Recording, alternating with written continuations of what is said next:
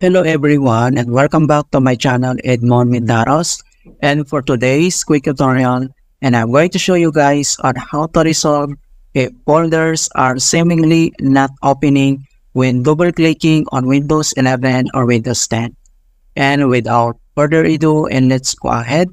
So all you have to do is to open up on the search menu, and then dito sa search for apps ay kailangan mo lang i-type dito yung mouse settings.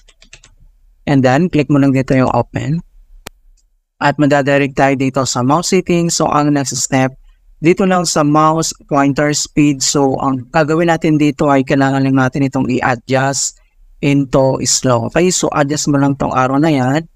Gawin natin slow. And then, next step ay, dito lang sa related settings ay kailangan mo lang i-click tong additional mouse settings. So, click mo lang yan. And then pop up itong mouse properties. So ang next step, dito lang sa double click speed. So dito ay kailangan ulit natin itong i-adjust into slow. Okay, so click mo lang ganyan, slow lang.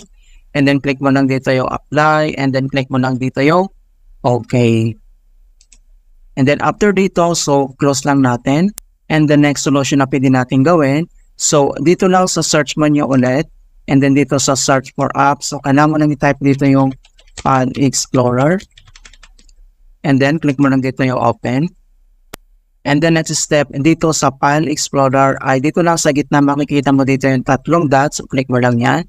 And then next step ay isinik mo lang dito yung option, and then pop up itong folder options. So ang gagawin natin dito lang sa general settings, and then next dito lang sa click items as follow ay kailangan mo nang iselect dito yung double click to open an item, single click to select. Okay, so kailangan nakaselect yan.